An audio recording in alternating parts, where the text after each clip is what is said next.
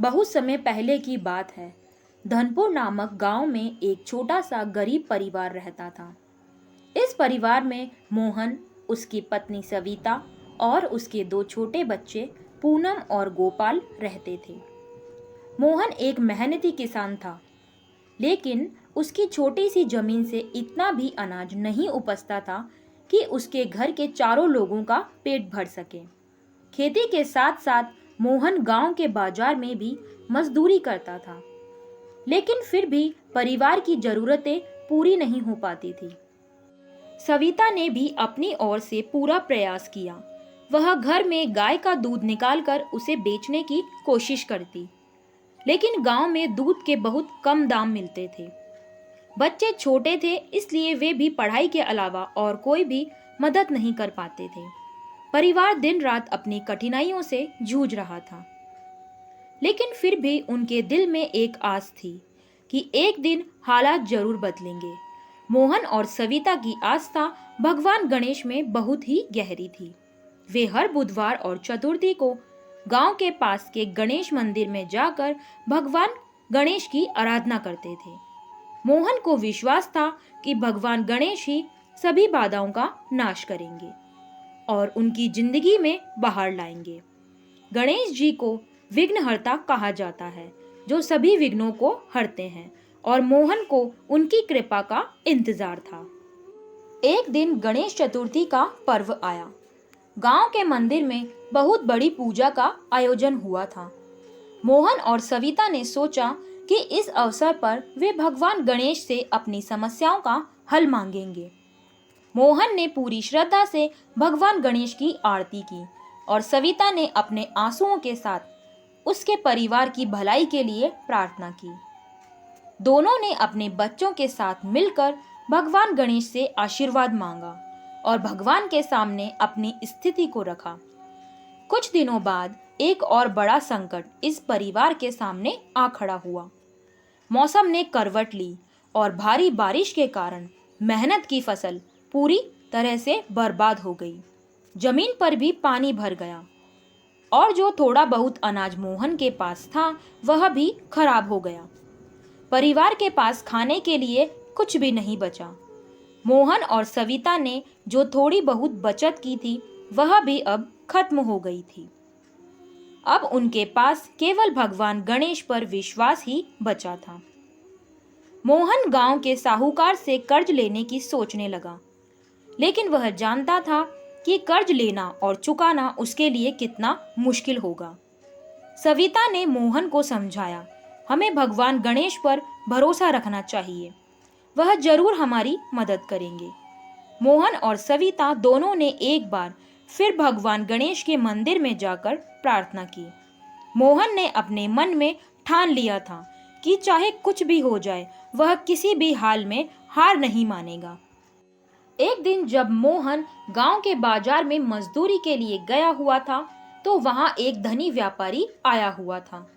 उस व्यापारी का नाम रमेश था, जो शहर से गांव में कुछ काम के सिलसिले में आया हुआ था। रमेश ने मोहन को देखा और उससे पूछा, तुम्हारी इतनी मेहनत के बावजूद भी तुम्हारे पास इतना कम धान क्यों है? मोहन ने रमेश को अपनी कहानी सुनाई कि किस तरह उसकी फसल बर्बाद हो गई थी और वह अपने परिवार को पालने के लिए संघर्ष कर रहा था। रमेश ने उसकी बात ध्यान से सुनी और कहा, तुम्हारी ईमानदारी और मेहनत मुझे बहुत पसंद आई, मैं तुम्हारी मदद करना चाहता हूँ। रमेश ने मोहन को एक बड़ा मौका दिया। उसने कहा, मैं तुम्हें कुछ धन उधार दूंगा जिससे तुम अपनी खेती को फिर से शुरू कर सको। साथ ही मैं तुम्हें अपने व्यापार में भी शामिल करूं, जिससे तुम्हारी आमदनी बढ़ेगी। लेकिन याद रखना, मेहनत और ईमानदारी से ही तुम सफलता को प्राप्त कर सकते हो। मोहन के लिए यह एक सपना सच होने जैसा था। उसने रमेश की मदद को स्वीकार किया और भगवान गणेश का आभार व्यक्त किया। उसे विश्वास था कि वह गणेश जी की ही कृपा थी जो उसे इस संकट के समय में मदद मिली थी। रमेश की मदद से मोहन ने अपनी जमीन को फिर से उपजाऊ बना दिया। उसने नई फसल बोई और इस बार उसकी मेहनत रंग लाई। फसल बहुत अच्छी हुई और उसने इतना अनाज उपजाया कि घर का खर्चा भी चला और कुछ बेचकर पैसे भी मिले। इसके साथ ही मोहन ने रमेश के व्यापार में भी हाथ बटाना शुरू किया। धीरे धीरे उसकी स्थिति सुधरने लगी और परिवार में खुशहाली लौट आई। मोहन ने अपनी पत्नी सविता से कहा, यह सब गणेश जी की कृपा से हुआ था। उन्होंने हमें ऐसे मुश्किल समय में भी संभाला और हमारी मदद के लिए रमेश को भेजा। सविता ने भी भगवान के सामने सिर झुकाया और कहा, वाकई जब भगवान की कृपा होती है तो सब कुछ संभव हो जाता है। मोहन और सविता ने अब गांव में एक छोटा सा व्यवसाय शुरू कर लिया था। उन्होंने अपनी मेहनत और गणेश जी की आस्था के साथ अपने परिवार को गरीबी से निकालकर एक सुखी और संतुष्ट जीवन में प्रवेश कराया। उनके बच्चे भी अब अच्छी स्कूल में पढ़ने लगे थे और परिवार में सभी के चेहरे पर खुशी की झलक आ गई। यह कहानी सिर्फ मोहन और उसके परिवार की नहीं है, बल्कि उन सभी लोगों की है जो जीवन में कठिनाइयों से गुजर रहे हैं। मोहन और सविता की कहानी हमें यह सिखाती है कि ईश्वर पर अटूट विश्वास, कठिन परिश्रम और सच्ची आस्था से जीवन की हर बाधा को पार किया जा सकता है। भगवान गणेश विघ्नहर्ता हैं और जब उनकी कृपा होती है तो जीवन के सारे विघ्न और कष्ट खुद ब खुद दूर हो जाते हैं। गणेश जी की कृपा से मोहन और सविता का जीवन अब पूरी तरह से बदल गया। आज वे एक खुशहाल और सफल परिवार के रूप में अपने गांव में सम्मानित हैं और हर साल गणेश चतुर्थी के अवसर पर पूरे गांव के साथ मिलकर भगवान गणेश जी की पूजा बड़े धूमधाम से करते हैं।